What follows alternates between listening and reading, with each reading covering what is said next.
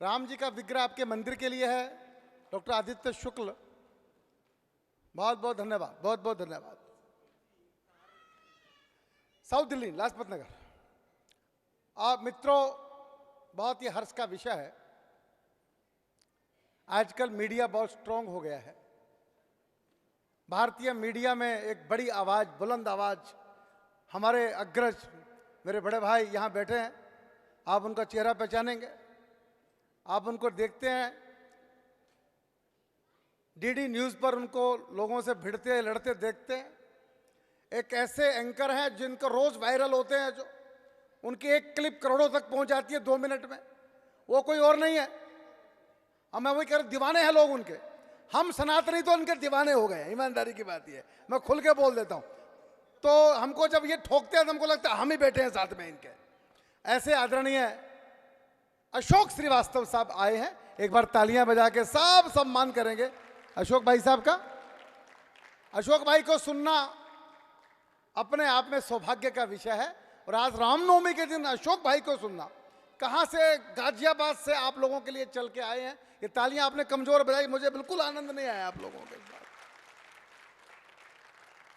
अशोक भाई साहब, ये सुबह बिल्कुल खचाखच भरा था, भोजन के बाद लोगों को आलस से आ गया और राम के चक्कर में आराम में पड़ गए लोग, और लोग यहां से निकल गए, नहीं तो ये पूरा भरा हुआ था सुबह से।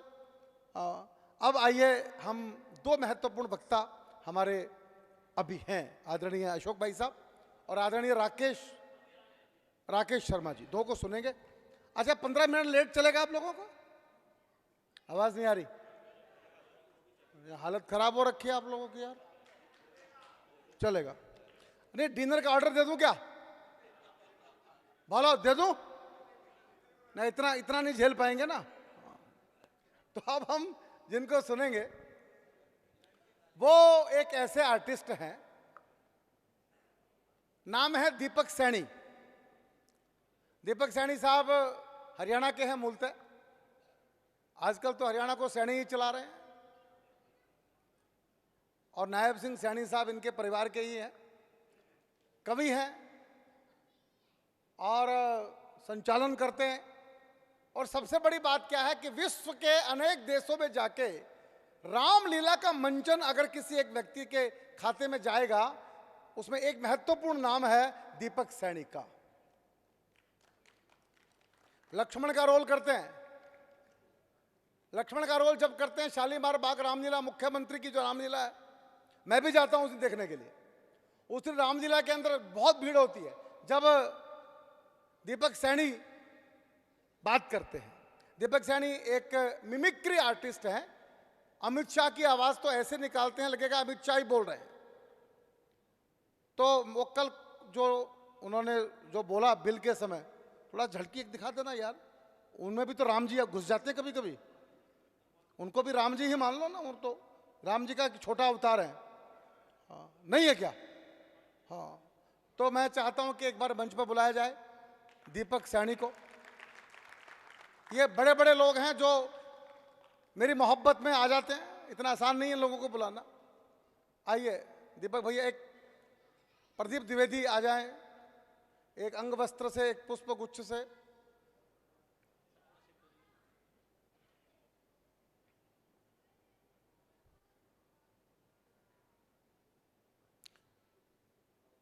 आ जाओ, आप भी थक गए लग रहा है आपके।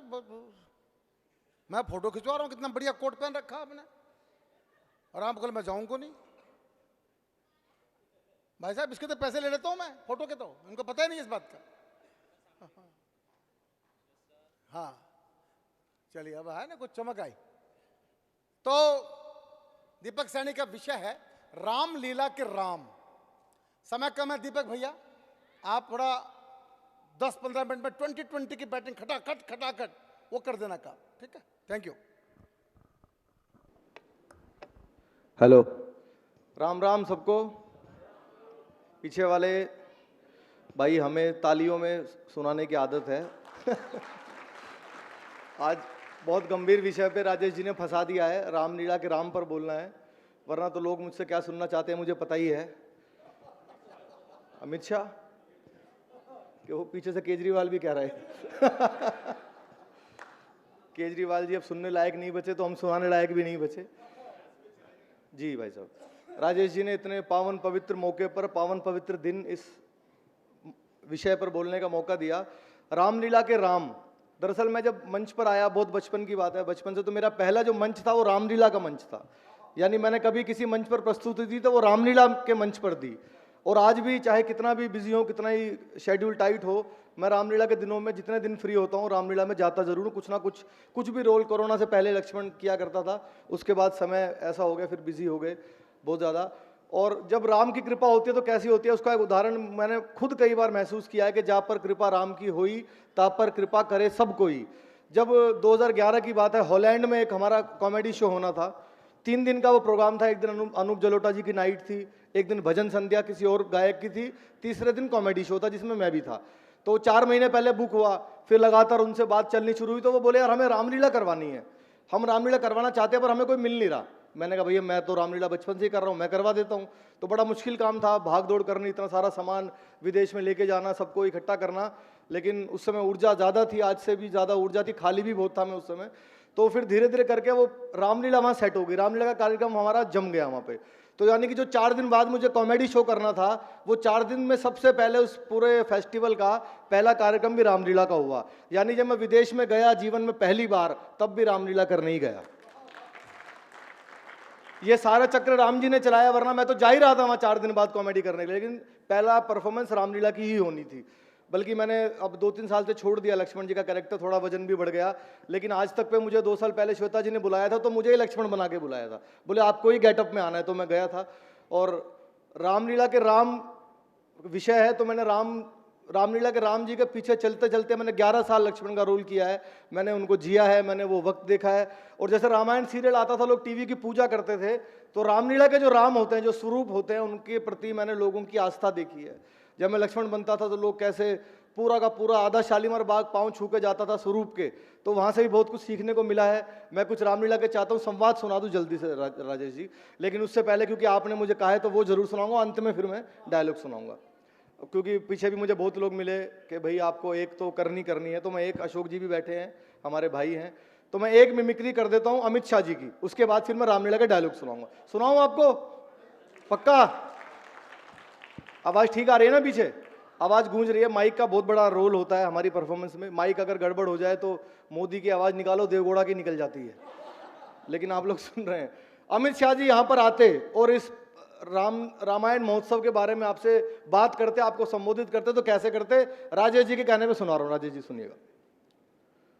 देखो भाई, मंच के सामने मौजूद बुजुर्गों, माताओं, बहनों और मेरे जिगर के टुकड़े जैसे युवाओं, मैं आपको बहुत शुभकामनाएं देता हूं और इतना ही कहना चाहता हूं, ये रामायण महोत्सव है, रामनवमी के दिन है, तो जोर से जयकारा लगाना चाहिए, जोर से जयकारा लगाना चाहिए।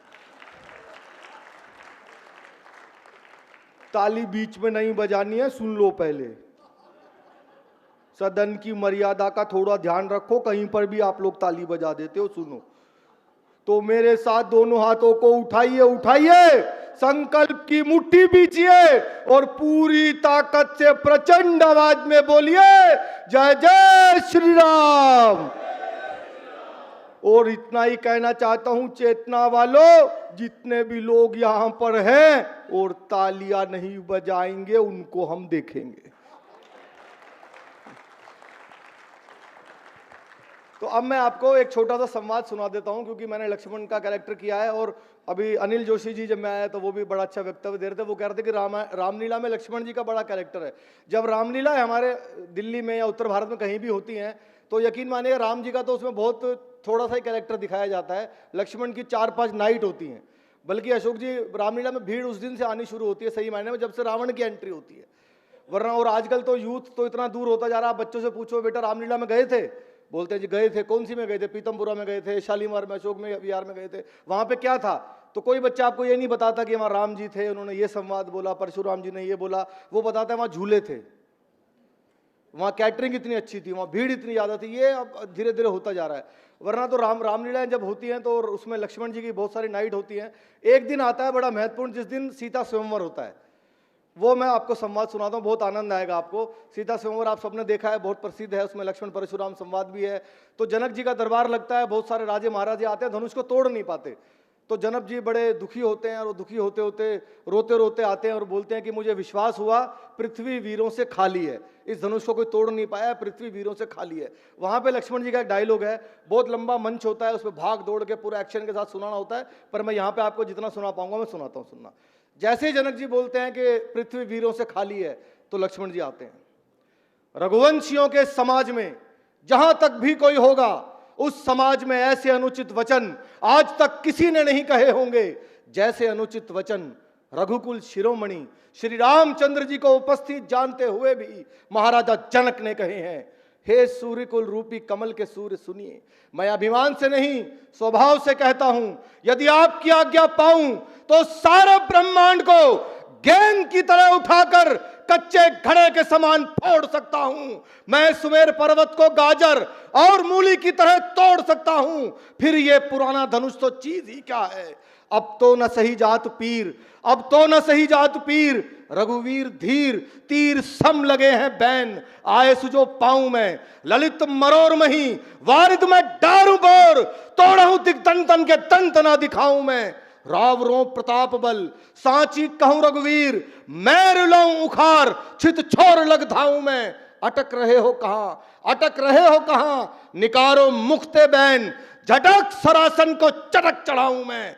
तोड़हूं छत्रक दंड जिमी, तोड़हूं छत्रक दंड जिमी, तो प्रताप बलनाथ, जो ना करहूं प्रभु पद शपथ, पुनः ना धरूं धनु हाथ, पुनः ना धरूं धनु हाथ, नाथ याही प्रण रोपऊं, उलट देऊं ब्रह्मांड यदि क्षण में कोपऊं। इन राजन संग हार मान, ना ही मुख मोड़ऊं, चरण कमल उर राखनाथ, पल में धनु तोड़ऊं।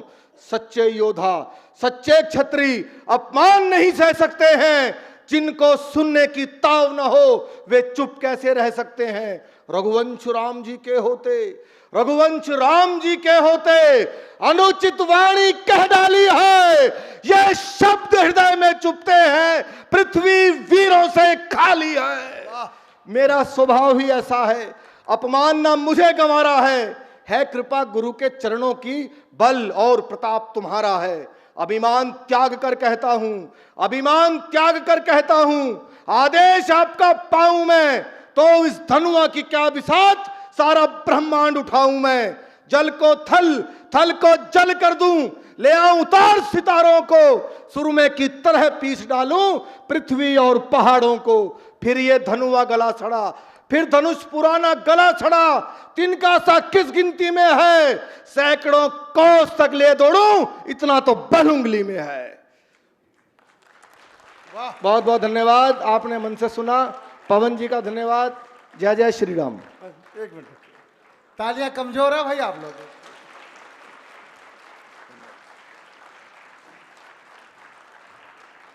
लगा लक्ष्मण प्रकट हो गए आपको, नहीं लगा क्या?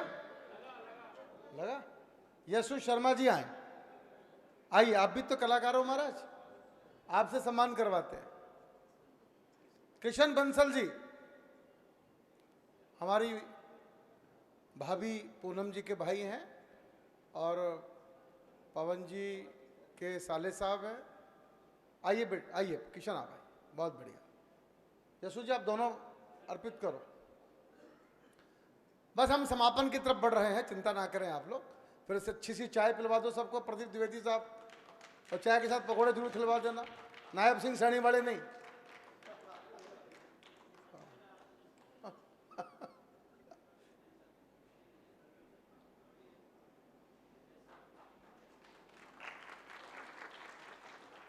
इनको पैक वाला विग्रह दे दीजिए। साथियों, ये चौथा रामायण महोत्सव हमने किया। क्या ये सदन मुझे ये बताएगा कि इसको हम कंटिन्यू रखें या बंद कर दें?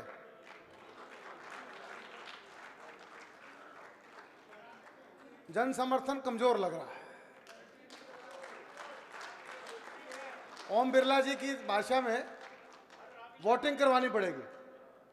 बोलो बोलो, होना चाहिए।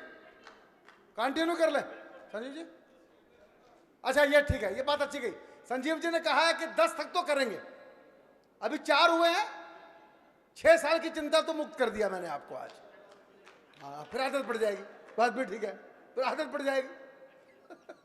बहुत बहुत धन्यवाद दीपक सैनी जी, भगवान आपको और शक्ति दे, आप बहुत अच्छा कर रहे हैं। आइए मित्रों, राकेश शर्मा जी बैठे हैं, एक बड़ा व्यक्तित्व है उनका, भारत के फर्स्ट सक्सेशन कोच हैं वो, फर्स्ट सक्सेशन कोच। मैंने जब उनसे बात की कि आपने रामायण पर बोलना है तो बोला राजेश भैया मैं आऊँगा, बात करूँगा। मैं इनको आखिर में बुलाना चाहता हूँ क्योंकि मेरे दोस्त हैं, मेरे मित्र हैं। मैंने कहा कि अब भाई साहब का तो इनको तो टीवी शो पे लगातार बोलना होता है, ये मुश्किल से समय निकाल कर आए हैं। मैंने अशोक भाई साहब, मैं 4 दिन से लगातार बात कर रहा हूँ, मुझे लग नहीं रहा था कि इतनी व्यस्तताओं में ये समय निकाल पाएंगे। फिर कहाँ गाजियाबाद और कहाँ रोहिणी, पर हमारा प्रेम है सा आपस का, यहाँ तक पहुँचे हैं। एक बार तालियां उठाएं सब अशोक भाई साहब के लिए। अशोक श्रीवास्तव जी एक ऐसे राष्ट्रवादी पत्रकार हैं, मीडिया कर्मी हैं, एंकर हैं, और मेरा उनका परिचय तब से है जब वो पांजन्य में हुआ करते थे। तब से मैं उनको देख रहा हूं कि लगातार वो कभी कॉम्प्रोमाइज नहीं करते, आर पार वाला मामला उनका। उनके भीतर कब परशुराम जाग जाएगा, हम तो डिबेट में देखते रहते, मां अभी जागा परशुराम इनका, अभी इसके ऊपर दहाड़ेंगे पूरी तरह से। ये आर पार करने वाला पत्रकार कभी कॉम्प्रोमाइज नहीं करता। हमारा सौभाग्य यह है कि हमारे मित्र भी हैं, और भारत के मैं ये मानता हूं जो 5-7 बड़े न्यूज एंकर हैं उनमें से एक मेरा भाई अशोक श्रीवास्तव होता है। आज आप यहां उपस्थित हुए हैं, मैं आपका हार्दिक अभिनंदन करता हूं, स्वागत करता हूं, और चाहता हूं कि आप मंच तक आएं। जब तक आप मंच तक आएं आपकी तालियां रुकनी नहीं चाहिए अशोक श्रीवास्तव जी के सम्मान।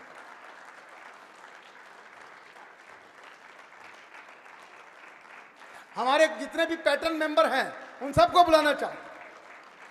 यहाँ पे जितने भी चेतना के पैटर्न मेंबर, जैन साहब आओ ना, जेके जैन साहब, ऑल पैटर्न मेंबर, मैं चाहता हूँ सबका फोटो हो जाए।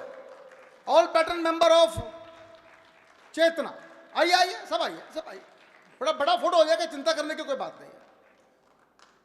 भाई साहब ये वो लोग हैं जो संस्था को चला रहे हैं। मैंने कहा आपसे मिलवा दूँ एक बार मैं सबको। संजीव भैया आइए, आओ सब करो, सब एक पुष्प कुछ भी होगा ना। हाँ नहीं, मैं भी आ जाऊँ। हाँ ले आओ ले आओ, लाई मुझे दीजिए। आइए आइए भाई साहब। निर्मल भाई आप लोग कहाँ रह गए भाई, कमाल है। ये लो पवन भाई, ये भेंट करो। हाँ चलो, देखो सब एक लाइन में आओ ना, थोड़ा खुल जाओ, इधर आ जाओ। भाई साहब गिरीश जी थोड़ा इधर बढ़ो, वो रह गए उधर वाले। चलो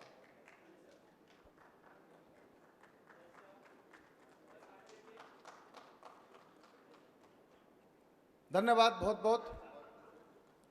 अशोक जी का सब्जेक्ट है मीडिया के राम। कितना आनंद आ रहा है, कैसे कैसे विषयों पर अपने बात की आज। अभी आखिरी की बात भाई साहब करेंगे, राकेश भाई, परिवार के राम, मेरा परिवार और राम, इसकी चर्चा करेंगे और यहां हम कार्यक्रम का समापन करेंगे। एक बार पूरा सदन अशोक भाई साहब के लिए तालियां उठाए। अशोक श्रीवास्तव।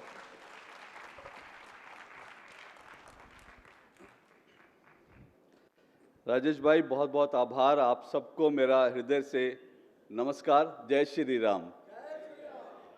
पता नहीं देखिए ये क्या अजीब संयोग है, अभी मेरा परिचय दे रहे थे तो उन्होंने परशुराम का जिक्र कर दिया, और मेरे से पहले सैनी साहब जो हैं लक्ष्मण के संवाद सुना कर गए जो परशुराम से पहले के थे, परशुराम के आगमन से पहले के थे।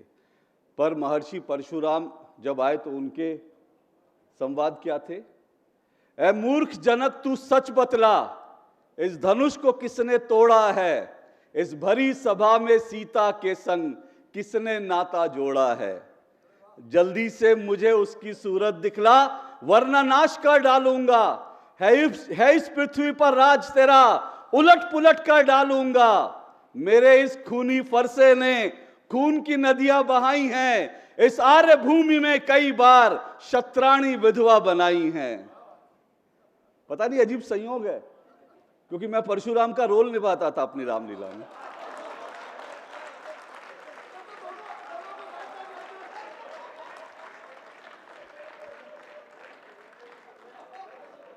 और परशुराम के कुछ संवाद मुझे आज भी याद हैं। लेकिन जब मैं यहां आया, बैठा था, तो शर्मा जी आए और शर्मा जी ने आकर मुझे कहा कि आप जिस तरह से टीवी डिबेट में धोते हैं, बड़ा मजा आता है लोगों को। तो मैं सच बताऊं तो मैं परशुराम का पार्ट तो अदा करता ही था, मैं राम जी के सेवक हनुमान जी का भी पार्ट रामलीला में अदा करता था। और आज बिल्कुल, आज मैं वही भूमिका में आ जाता हूं, क्योंकि आपने विषय बड़ा मुश्किल दिया आज, मीडिया के राम। मीडिया में राम हैं, मीडिया के राम हैं, इसको तलाश करना बड़ा मुश्किल है। मैं बहुत सारी स्मृतियां हैं, मैं उन सब में जाऊंगा, लेकिन एक बात मैं आपको बताऊं, एक और मालूम नहीं, मैं इसको हर जगह कहता हूं, इसलिए कहता हूं क्योंकि मुझे लगता है मैंने वैसे जो कुछ अचीव किया जिंदगी में वो भगवान राम का आशीर्वाद है, लेकिन इसमें मेरी एक और उपलब्धि है और मैं उसको हमेशा कहता हूं। और वो मेरी उपलब्धि ये है कि जब कोरोना काल था और जब देश के अंदर लॉकडाउन लगा था, आप सब लोग अपने घर में बैठकर रामायण देख रहे थे, सब लोग रामायण देख रहे थे। और उस वक्त जो दूरदर्शन ने रामायण का प्रसारण शुरू किया था, उसने दुनिया में, भारत में नहीं, दुनिया में टीआरपी का रिकॉर्ड बनाया था जो आज तक टूटा नहीं, आज तक टूटा नहीं है। वो वैश्विक रिकॉर्ड बना टीआरपी का, और वो प्रभु श्री राम ने ये काम जो है मुझ जैसे हनुमान से करवाया। जब लॉकडाउन लगा तो हमारे उस वक्त मंत्री थे प्रकाश जावड़ेकर जी, तो उन्होंने लॉकडाउन जब जैसी घोषणा हुई, उन्होंने एक मीटिंग बुलाई और मीटिंग में उन्होंने कहा कि भाई क्या करना चाहिए, अब लॉकडाउन लगा है तो हमारा रोल क्या होना चाहिए, दूरदर्शन का रोल क्या होना चाहिए। मेरे मुंह से निकला कि सर रामायण एक बार फिर दूरदर्शन पर प्रसारित होनी चाहिए। और उनको वो तुरंत उन्होंने पूछा, हमारे जो सीईओ थे उनसे पूछा कि भाई रामायण के, तो उन्होंने कहा कि रामायण के जो कॉपीराइट है वो दूरदर्शन के पास नहीं है, वो रामानंद सागर परिवार के पास है। तो उन्होंने बोला सर हमारे पास राइट नहीं है उसके। तो मंत्री जी ने बोला कि आप तुरंत जो है बात कीजिए, रामानंद सागर जी तो अब नहीं रहे, उनके पुत्र से उन्होंने कहा कि उनके बेटे से बात कीजिए और पूछिए कि हम इसको दूरदर्शन पर प्रसारित करना चाहते हैं। तो जब वो फोन किया उन्होंने, और अगली शाम को ही, मतलब ये सुबह की बात है, हमारी मीटिंग हो रही थी, शाम को जो रामानंद सागर जी का परिवार है उन्होंने कहा कि हम आपको पूरे राइट्स देंगे और एक पैसा नहीं लेंगे, एक पैसा नहीं लेंगे, आप रामायण चलाइए। और वो रामायण चली, और उसके बाद उस रामायण ने जो रिकॉर्ड कायम किए वो अपने आप में जो है बहुत अनमोल हैं। जहां तक मीडिया के राम की बात, जैसे मैंने कहा, राजेश भाई ने मुझे जो आज का विषय दिया, देखिए मैं सोच रहा था कि क्या मीडिया में हम लोग पत्रकार हैं और यहाँ पर जो राम जी हैं वो धनुष के साथ हैं, तीर कमान के साथ हैं, और हम मीडिया की जिम्मेदारी, मीडिया के हाथ में जो है वो कलम होती है, माइक होता है, और वो कलम और माइक हमारे हथियार हैं। जैसे प्रभु श्री राम के हाथ में धनुष बाण था, वैसे हमारे पास कलम है, हमारे पास माइक है। लेकिन प्रभु श्री राम ने वो धनुष बाण तभी उठाया जब अति हो गई, जब अति हुई तब उन्होंने धनुष बाण उठाया। वो सागर के किनारे बैठकर पूजा करते रहे, समुद्र देवता की पूजा करते रहे कि मुझे मार्ग दो। जब मार्ग नहीं दिया तब उन्होंने तीर धनुष उठाया, और उसके बाद समुद्र देवता ने उनको मार्ग दिया। तो मीडिया की भूमिका क्या है? मीडिया की भूमिका यह है कि जो समाज में ऐसे लोग हैं जो देश को, समाज को आगे बढ़ने का रास्ता नहीं देते, उनको अपने तीर कमान से उनको दिखाइए, रास्ता दिखाइए कि आप करें, नहीं तो फिर हमें अपने बाण चलाने पड़ेंगे। ये हमारी भूमिका है। मीडिया का काम भगवान श्री राम के जीवन, वैसे तो प्रभु श्री राम की अगर बात करें तो उनके बारे में अक्सर बात होती है, तो प्रभु श्री राम से आप नीति की बात करते हैं, राजनीति की बात करते हैं, कूटनीति की बात करते हैं, अच्छा पिता कैसे बन सकते हैं, अच्छा पुत्र कैसे बन सकते हैं, अच्छे प्रबंधक कैसे बन सकते हैं, ये सब राम के जीवन से, रामायण से सीख सकते हैं हम। और दुनिया भर में रामायण पढ़ाई जाती है। दुनिया के कई विश्वविद्यालयों में रामायण का जो सार है ना, वो अलग अलग रूप में पढ़ाया जाता है। लेकिन मीडिया के राम, यानी क्या पत्रकारिता में राम की कोई भूमिका है? यह अपने आप में गहन शोध का विषय है। और मुझे राजेश चेतन जी ने कहा तो मुझे इस पर सोचना पड़ा, और सोचना पड़ा तो मुझे लगा कि भगवान राम से हम पत्रकार क्या सीख सकते हैं। लेकिन उससे पहले जब मैं पूर्ववर्ती अपने अनुभव सोच रहा था तो मुझे लग रहा था कि क्या मीडिया में जो लोग हैं वो भगवान श्री राम को अपना आदर्श मानते भी हैं क्या? ये बड़ा सवाल था।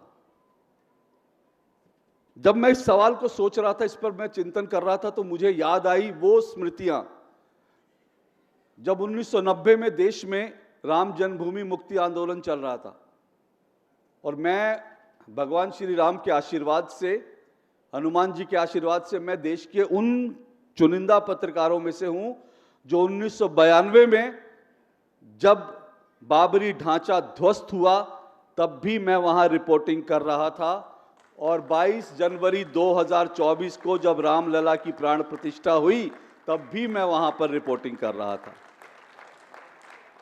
भूमिकाएं बदल गई थी। पहले मैं प्रिंट में था, अखबार में था, तब मैं अखबार से रिपोर्टिंग करने गया था, और जब मैं रामलला, जब उनकी प्राण प्रतिष्ठा हुई तब मैं एक टेलीविजन पत्रकार के रूप में गया। लेकिन वो दोनों दृश्य मैंने देखे, और वो दोनों दृश्य देखने के बाद इसलिए मैं कई बार इसको अनुभव करता हूं, कई बार मैं इसका आकलन करता हूं कि देश में कैसे चीजें बदल गई और किस वजह से बदल गई। जिस दिन वो ढांचा टूटा था और कार सेवक जो हनुमान जी के वानर सेना थी, जब उन्होंने उस ढांचे को ढहाया, तब उस वक्त जितने पत्रकार वहां थे उनमें से अगर मैं एक दो पत्रकारों को छोड़ दूं तो उस दिन शाम को सब पत्रकारों के बीच एक चर्चा का विषय था कि अब भारत को कोई बचा नहीं सकता, ये भारत टूट जाएगा। ये लोगों ने लेख लिखे थे, ये भारत टूट जाएगा, भारत को कोई बचा नहीं सकता, क्योंकि 6 दिसंबर को लोग ने कहा ये काला दिवस है, ये शर्मनाक दिन है। लेकिन 6 दिसंबर 1992 से आज हम 2025 में हैं। क्या भारत टूटा या भारत मजबूत हुआ? क्यों? कभी सोच विचार किया कि 1992 से लेकर यहां तक की यात्रा हमने भारत ने इस यात्रा को कैसे, इस यात्रा के इस पड़ाव को कैसे पार किया? मेरे पास आज भी कुछ प्रतियां उस वक्त की 1992 की कुछ प्रतियां पुरानी अखबारों की कतरनें, कुछ मैगजीन्स मेरे पास हैं। उस समय इस देश में एक मीडिया हाउस है, मैं नाम ले देता हूं और मैं आप बताता हूं परिवर्तन कैसे हुआ। उस समय लालू यादव का एक इंटरव्यू आया था। लालू यादव ने उस वक्त इंटरव्यू में कहा था कि मैंने अडवाणी जी को एक बार ठोका है, दोबारा ठोकूंगा। ये लालू यादव के शब्द थे अडवाणी जी के लिए। जब उन्होंने रथ यात्रा को रोका तो अडवाणी जी के लिए उन्होंने कहा मैंने अडवाणी जी को एक बार ठोका, दूसरी बार भी ठोकूंगा। लेकिन जो ठोक रहे थे आज कहां ठुके पड़े हैं, आज देख लीजिए कहां ठुके पड़े हैं। वो ठोक रहे थे राम भक्तों को, और कहां ठुके पड़े हैं। मुलायम सिंह यादव जिन्होंने कार सेवकों पर गोली चलवाई थी, अपने अंतिम समय में राम के चरणों में आए और मोदी जी के लिए कहा कि आपको अगले टर्म की भी आप प्रधानमंत्री बने, उसकी शुभकामनाएं देता हूं। ये संसद के अंदर उस व्यक्ति ने कहा जिस व्यक्ति ने कार सेवकों पर गोली चलाई थी। और आज उनके बेटे आज तक एक बार भी अपने दम पर उत्तर प्रदेश के मुख्यमंत्री नहीं बने हैं। अपने दम पर जो एक बार प्रधान मुख्यमंत्री बने वो अपने पिता के कारण बने थे। उनके पुत्र आज तक मुख्यमंत्री नहीं बने और उत्तर प्रदेश में आज योगी आदित्यनाथ जी का डंका बज रहा है, एक राम भक्त का डंका बज रहा है। वो योगी आदित्यनाथ जिनके गुरु राम जन्मभूमि आंदोलन के प्रणेता थे, राम जन्मभूमि आंदोलन में जुड़े थे, आज उनके शिष्य जो हैं उत्तर प्रदेश में उनका डंका बज रहा है। यह परिवर्तन देश में हुआ है। आज एक ऐसी सरकार है देश में जिसके प्रधानमंत्री अपने आप को राम भक्त कहते हैं, जो राम जी के प्राण प्रतिष्ठा में शामिल हुए और बाकायदा उसके लिए उन्होंने उपवास रखे, कठिन साधना की। आज ऐसे व्यक्ति इस देश के प्रधानमंत्री हैं, जबकि इस देश के प्रधानमंत्री ऐसे होते थे जो कहते थे कि इस देश पर के संसाधनों पर पहला हक मुसलमानों का है, अल्पसंख्यकों का है। यह बदलाव 1992 से लेकर अब तक आया है। यह बदलाव आया है। मीडिया में क्या बदलाव आया, फिर से कह रहा हूं, मैंने कहा सब पत्रकार कह रहे थे कि भारत टूट जाएगा क्योंकि अब भारत को कोई बचा नहीं सकता। आज इतना बड़ा शर्म का दिन आया है। और उसी दिन जो है इंडिया टुडे नाम की एक पत्रिका थी, उस पत्रिका ने जो है अपना कवर शीर्षक लगाया शेम, शर्मनाक उसका हेडिंग था। लेकिन वही इंडिया टुडे ग्रुप 22 जनवरी को वो अखंड जो है कवरेज कर रहा था प्राण प्रतिष्ठा की, अखंड कवरेज। उनकी ओबी वैन पर लिखा था अखंड कवरेज। तो जो शेम कहते थे वो अखंड कवरेज करने पर मजबूर हो गए। ये बदलाव कैसे आया? ये उन पत्रकारों का या उस मीडिया कर्मी का या उसके मालिक का मन नहीं बदला है। ये भारत के जो राम भक्त जनता थी, उसने जब राम के द्रोहियों को उठाकर कूड़ेदान में डाल दिया तो उसके बाद सबकी दिमाग के बंद ताले खुल गए और सबको लग गया कि अब राम का विरोध करके इस देश में आप सरवाइव नहीं कर सकते, अब नहीं कर सकते। यह अलग बात है कि 22 जनवरी आई और 22 जनवरी के बाद आज तक जो है बहुत सारे नेता जो अब तक जो है राम जन्मभूमि पर दर्शन करने नहीं गए हैं, अभी तक दर्शन करने नहीं गए हैं। लेकिन वो खुलकर राम मंदिर का विरोध नहीं कर पा रहे हैं।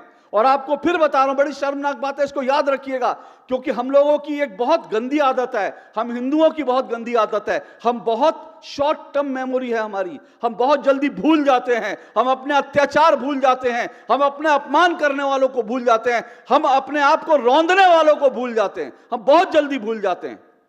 और यह हमारी सबसे बड़ी कमजोरी है। इसलिए मैं आपको बताता हूं उस वक्त क्या क्या हुआ था, ताकि इस बात को आप याद रखें, कभी भूलिए नहीं, जहन से नहीं निकले। जब इंडिया टुडे ग्रुप ने यह निकाला, उस वक्त इंडिया टुडे ग्रुप ने राम जन्मभूमि नहीं लिखते थे। उनका एक और जो है मेरे पास आज तक सुरक्षित है, उन्होंने एक स्पेशल एडिशन निकाला था जिसपे लिखा था ये भूमि, राम जन्मभूमि नहीं लिखा था, ये भूमि लिखा था। और उसके बाद ये भूमि लिखकर उन्होंने देश भर से ये सुझाव मांगे कि अब क्योंकि बाबरी ढांचा टूट गया है तो इस भूमि पर अब क्या बेहतर इस्तेमाल हो सकता है।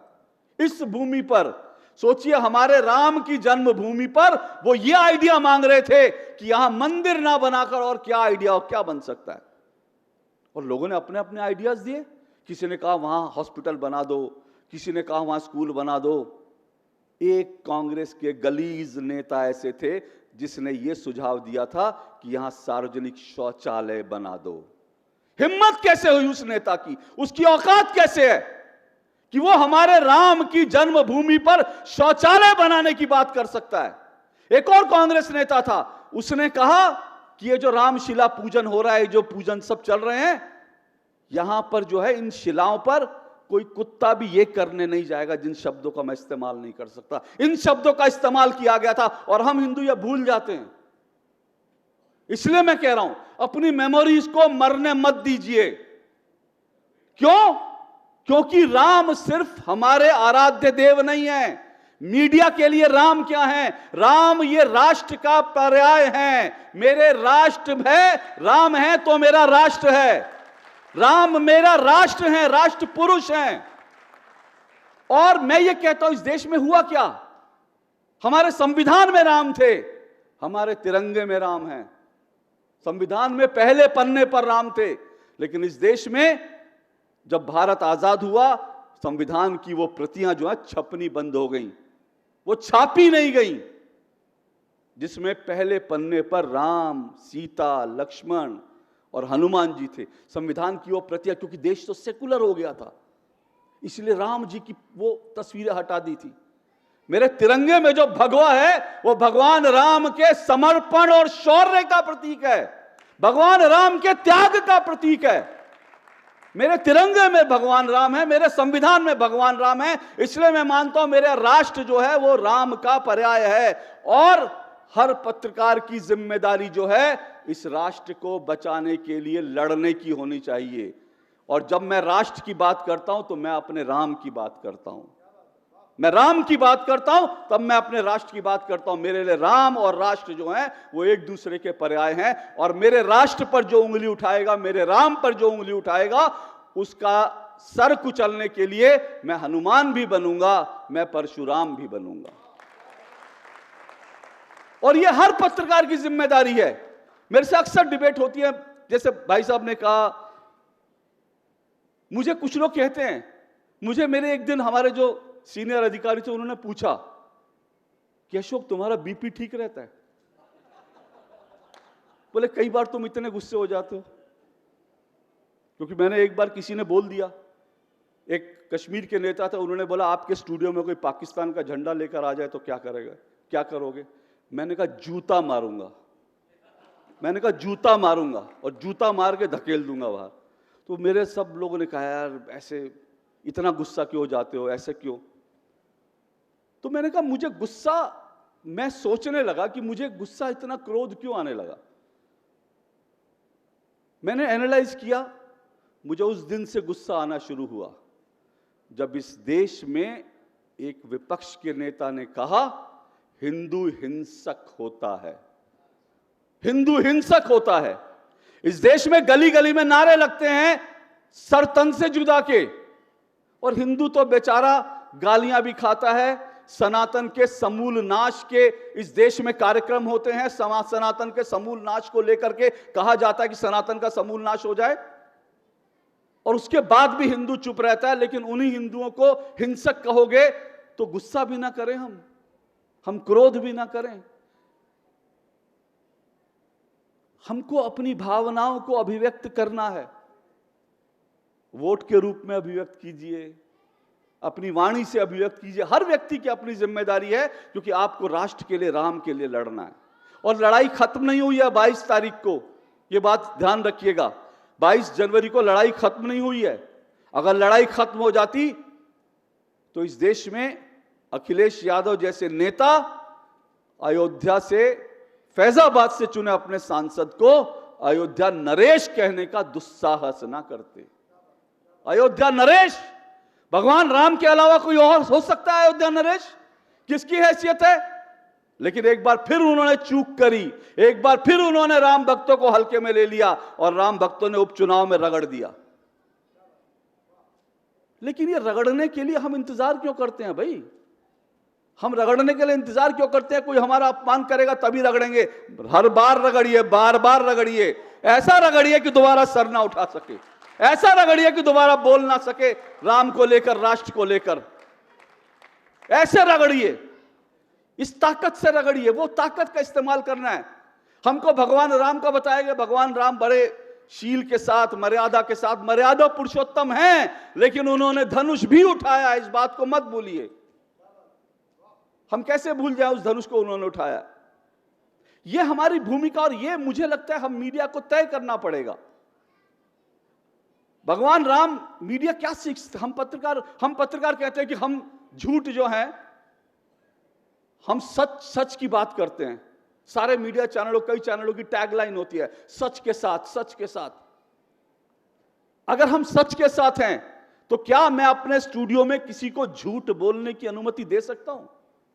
अगर मेरे स्टूडियो में मेरा कोई गेस्ट बोल रहा है, झूठ बोल रहा है, एक बार बोल रहा है, 2 बार बोल रहा है, 3 बार बोल रहा है, तो क्या मैं उसको झूठ बोलने की अनुमति दूंगा? नहीं दूंगा। और यह पत्रकार का काम होना चाहिए कि अगर कोई नेता झूठ बोल रहा है तो इस बात को आपकी जिम्मेदारी, एक पत्रकार की जिम्मेदारी है, उसके झूठ को उजागर करे, उसके झूठ का फैक्ट चेक करे। इस देश में सीए नागरिकता संशोधन कानून आया, इस देश में कितने झूठ बोले गए? क्या मीडिया की जिम्मेदारी नहीं थी उस झूठ को उजागर करना? क्या जब राहुल गांधी ने बोला कि हिंदू हिंसक होता है तो क्या मीडिया की जिम्मेदारी नहीं थी यह बोलना कि हिंदू हिंसक नहीं होता? हिंदू हिंसक होता तो तुम्हारे घर के बाहर अब तक जो है लोग खड़े हो जाते सर तन से जुदा के नारे लगाते हुए, लेकिन कोई खड़ा नहीं हुआ क्योंकि हिंदू हिंसक नहीं होता। तो आप कहोगे, आप अपमान करोगे और कब तक हिंदू सहेगा? तो मीडिया की जिम्मेदारी है, अगर कोई झूठ बोल रहा है, गलत कह रहा है, तो उसको काउंटर करे, उसके झूठ को उजागर करे। और झूठ को उजागर करने में एक बार उजागर कीजिए, 2 बार उजागर कीजिए, उससे ज्यादा अगर कोई झूठ बोलता है तो फिर तीर धनुष उठाइए, परशुराम बन जाइए, क्योंकि झूठ नहीं चलेगा। होता क्या ना कि एक बार झूठ, 2 बार, ये देश जो है पिछले कई सालों से झूठ के दुकान पर ही चल रहा है। मेरा आज का विषय नहीं है, लेकिन मैंने इसी पे किताबें लिखी हैं, जिस तरह से इस भारत में फेक नैरेटिव्स बनाए जाते हैं। पहले सीए के नाम पर बनाया गया कि मुसलमानों की नागरिकता चली जाएगी, अभी जो है फिर वक्फ संशोधन विधेयक पर हुआ कि किस तरह से वक्फ संशोधन विधेयक को लेकर झूठ बोला गया कि मुसलमानों की मस्जिदें छिन जाएंगी। ये सब अगर नेता झूठ परोस रहे हैं तो मीडिया का काम क्या है? मीडिया का काम है, आपके पास डॉक्यूमेंट होते हैं, आपके पास नया कानून की कॉपी है, बिल की कॉपी है, उसके बाद भी आप नेताओं का झूठ कैसे बर्दाश्त कर सकते हैं? तो मैं नहीं बर्दाश्त कर सकता, इसलिए मैं हनुमान बनूंगा, मैं परशुराम बनूंगा, मैं नहीं स्वीकार करूंगा। और अभी भाई साहब ने एक बात कही यहां पर, उन्होंने कहा मोदी जी का जिक्र करते देवगौड़ा जी की बात करी। भाई साहब, इस देश में बदलाव ये आया है कि वो देवगौड़ा जी जो संसद में कभी सोते थे, वक्फ संशोधन विधेयक पर रात के 2 बजे तक जगकर वोटिंग कर रहे थे। 2 बजे मैंने उनको देखा, पूरी अलर्ट के साथ बैठे हुए थे। ये राम की शक्ति है, ये राम की शक्ति है। हिंदुस्तान बढ़ रहा है, ये राम की शक्ति है, राम का आशीर्वाद हमें मिला है। इस राम के आशीर्वाद को हम व्यर्थ ना जाने दें। ये देश का जो हमारे प्रधानमंत्री कहते हैं ना, यही सही है समय है, सही समय है, इस बात को स्वीकारें। यही समय है, सही समय है, और हमको आगे बढ़ना है, और आगे बढ़ना है, पूरी ताकत से आगे बढ़ना है। और इसमें मैं फिर से एक बात कहता हूं, एक बात और समझिएगा, हम मीडिया वाले जो है ना, बड़े बड़े तुर्रम खां हो सकते हैं, बड़े बड़े पत्रकार हो सकते हैं, इनकी ताकत जो है ना आप हैं। ये हम लोग कहीं और से ताकत नहीं लेते, इनकी ताकत आप हैं, क्योंकि इनका रिमोट आपके हाथ में होता है। इस बात को याद रखिएगा। जैसे हम सबका रिमोट भगवान श्री राम के हाथ में है ना, तो वैसे मीडिया का जो रिमोट है वो आप लोगों के हाथ में है। अगर आपको लगता है कोई झूठ बोल रहा है, और आज तो सोशल मीडिया का दौर है, काउंटर कीजिए, पत्रकारों के झूठ को भी उजागर कीजिए, उनके झूठ को भी काउंटर कीजिए। लेकिन मेरा यह सिर्फ कहना है कि इस देश में असत्य नहीं चलेगा, क्योंकि भगवान श्री राम ने कहा था सत्य के साथ मर्यादा के साथ रहना है, और सत्य मर्यादा का पालन करते हुए हमको अपनी जिम्मेदारी का निर्वहन करना है। और आप लोगों से अंत में यही कहूंगा कि हमारी ताकत, मीडिया की ताकत आप हैं, और मीडिया की जिम्मेदारी है भगवान राम के लिए, हमारे देश के लिए संघर्ष करना, और जो झूठ का है उसको लगातार बेनकाब करना। वो जिम्मेदारी हम निभा रहे हैं, जो नहीं निभा रहे उनका रिमोट आपके हाथ में दबाते रहिए। बहुत बहुत शुक्रिया, बहुत बहुत आभार, आपने मुझे बुलाया।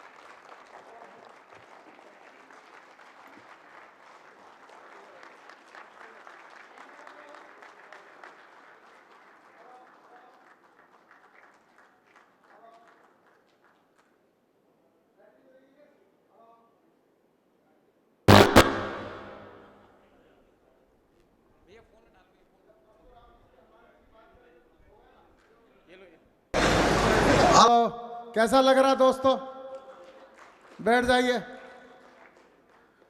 देखिए, मैं तो ये सोच रहा था दीपक सैनी लक्ष्मण का रोल करते थे रामलीला में, अशोक भाई साहब परशुराम, तो मेरा मन करता अगली बार एक आइटम तो तैयार हो गया, अशोक भाई परशुराम का रोल निभाएंगे और दीपक सैनी। ठीक है, पक्का ना? संजय जैन साहब आए सम्मान करने के लिए, एक भगवान का, राम का विग्रह। संजीव गोयल जी भी आए तो मुझे अच्छा लगेगा, संजीव गोयल जी भी आ जाए। भाई साहब, ये भी एक व्यक्ति है बड़े जबरदस्त। इनको छोड़ना नहीं है, पकड़ना है अब अपने अपने साथ। गजब है भाई साहब, इनका भी कोई मुकाबला नहीं। अशोक भाई साहब बीच में आओ ना।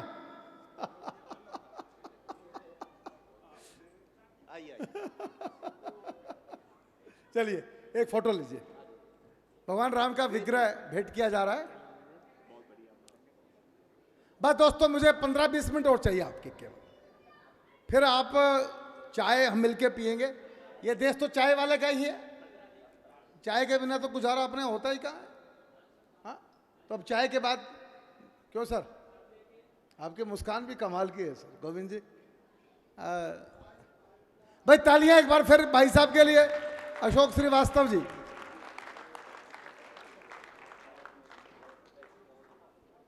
हैं बोलना कुछ, आओ ना, आ जाओ। अरे कमाल है, इतनी सी छोटी